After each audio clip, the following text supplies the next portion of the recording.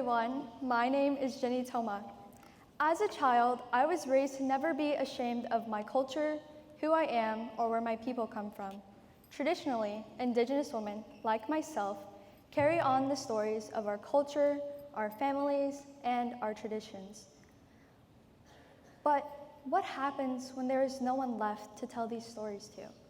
With this in mind, I would like to pose the question, what is MMIW, and how does it impact the social and cultural norms of Indigenous communities throughout the US? I'm going to ask you to think of a very significant female figure in your life. It can be a family member, a best friend, a partner, or perhaps even a teacher. Think of all the love and respect you have for that person. Now, imagine that they disappear without a trace. Whether it is reported to law enforcement by you or your family, your concerns are not taken seriously. To them, she is just another missing person. Or you are met with the response of, I'm sure she'll be home soon. As time passes, your loved one's case seemingly goes uninvestigated, disregarded, as it ultimately becomes a cold case. In this scenario, this isn't simply the imagination. For the Indigenous community, this is the reality. The women in our community go missing, get murdered, and are treated as if they are not a priority. In the rare cases they are found living, it is never without some form of abuse or assault having taken place. In some severe cases, women are found dismembered, brutally beaten to death, or even tossed away like they're pieces of garbage.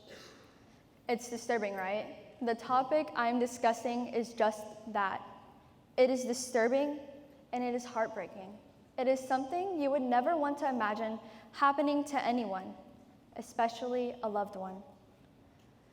Before I begin fully discussing my topic, I would like to give a brief warning that my topic will include very graphic depictions of crime cases, such as depictions of murder, rape, assault, and very heinous actions of violence. I would also like to ask everyone a very quick question. Please raise your hand if you have heard of the abbreviation MMIW. Now, please raise your hand if you have not heard of the abbreviation MMIW. Don't be ashamed or afraid if you have not heard of it. That's why I'm here. I'm here to educate you and raise awareness about this movement. Missing and Murdered Indigenous Women, or MMIW, is a movement that was created in Canada, the United States, and later on in Australia and New Zealand. MMIW is a movement that was created to raise awareness about the alarmingly high rates of sex trafficking, sexual assault, violence, and the homicide statistics of Indigenous women. The Journal of Indigenous Research states that upsettingly 50% of individuals in sex trafficking businesses in the United States are Native American women and girls.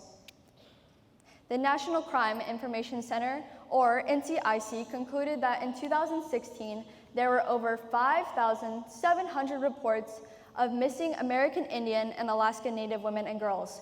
However, the National Missing Identified Person System, or NAMUS, only logged 116 of them.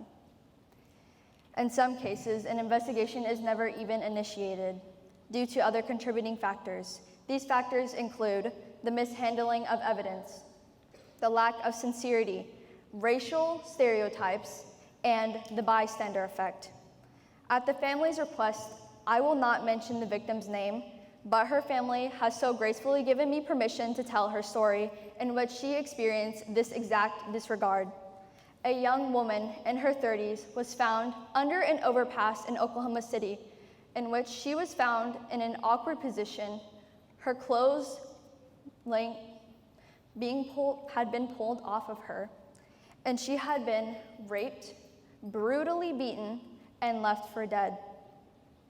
Law enforcement perceived her as a drunk Indian, which unfortunately is a very common racial stereotype that is enforced upon Indigenous people. For the simple fact that she had struggled with sobriety and her body had been found near a bar area was enough to have her case completely mishandled, which then led to zero investigation and no conviction. Law enforcement perceived her actions more likely as a result of her own actions rather than that of an aggressor. And unfortunately, cases like hers are not uncommon, and this displays the stereotypes that are involved within the MMIW movement, and how scenarios just like this one will only further the willing ignorance within the justice system. As startling as these statistics are, these are persistent issues and are seemingly invisible to people outside of the Indigenous community, leaving organizations like MMIW to be the sole advocates for the families and victims affected by this silent but widespread epidemic. The goal of this movement is to bring public and government attention to these cases and to these victims. And this is indeed an epidemic. As the National Institute of Justice estimated that 84% of Native American women have experienced violence throughout their lifetime. MMIW is severely lacking a national level platform, its spread only reaching other Indigenous communities. MMIW has slowly gained social media attention throughout the nation, with the red handprint across the mouth becoming their symbol. The red hand across the mouth signifies the violence, the bloodshed, and the silence enforced upon the victims and their families. There's a saying within the Indigenous community that when a woman goes missing, she goes missing twice. First, her body vanishes, and then her story. Ariel Pamela is one of these women. The life that she will never live and the stories that she will never share are the reality of this epidemic. Ariel is the daughter of Betty and Harvey Pamela, and she was the youngest of her 6 siblings. Although Ariel had a very struggling childhood, she never let it define her. She took care of her family and their home. She was a very talented writer and a very beautiful person. And she wanted to heal from all of her hardships that she had suffered since a very young age. She wanted to create a flourishing future for herself, and she was doing that very thing. But unfortunately, on December 14th of 2001, her life was cruelly taken away from her. Her older brother, J.D. Pamela, had found her body in their childhood home. He found her lying by the door. A blue bandana had been tied loosely around her neck, which was attached to the door by a ribbon. Ariel had suffered multiple injuries, including blunt force trauma. She suffered blunt force trauma to the back right side of her skull, and it was so severe that it had been completely crushed in. Despite the efforts that were made to save Ariel, she later passed in the hospital. And despite the physical and bodily evidence found at the site, her case was ruled as a suicide. So, what happens to people like Ariel, to women like Ariel, who will continue to give them a voice? When Indigenous women dies, our culture dies with them. The U.S. Department of Justice estimates that Native American women are murdered at a 10 times the national average rate, which is more than any other race. The loss of culture impacts the Indigenous communities every day, with the loss of our culture, our food, our language, our people. And this silent epidemic is just that. It is silent. The people who care, the people who seek change, who seek justice for our stolen sisters are the Indigenous people. Amanda R. Young, a graduate of OSU, states, "My daughter will have to live and experience the same fear that I, my mother, my grandmother, and so on have experienced for generations." Now, I would like to discuss an ongoing case, and because of that, I am limited to the details regarding this case. The murder of Emily Pike has become a viral sensation all over the Indigenous side of social media. When Emily was reported missing, MMIW went to work and posted her disappearance all over social media platforms, which was shared across the nation.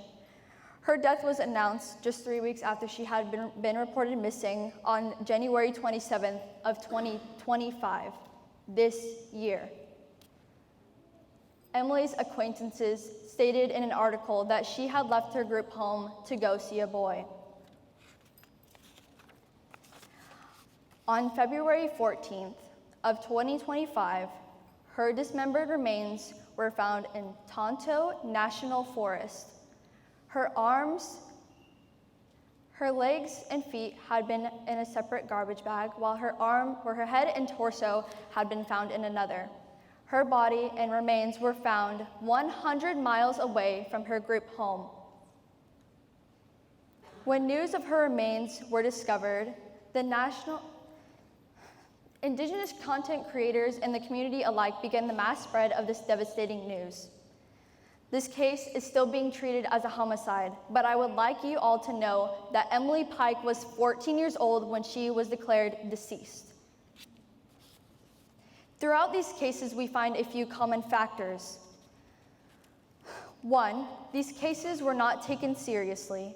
Stereotypes always come into play. 2, the families were left to advocate for themselves. And the last detail is that all the victims were blamed. In my first case, the victim received no justice and no conviction because law enforcement thought it was important enough that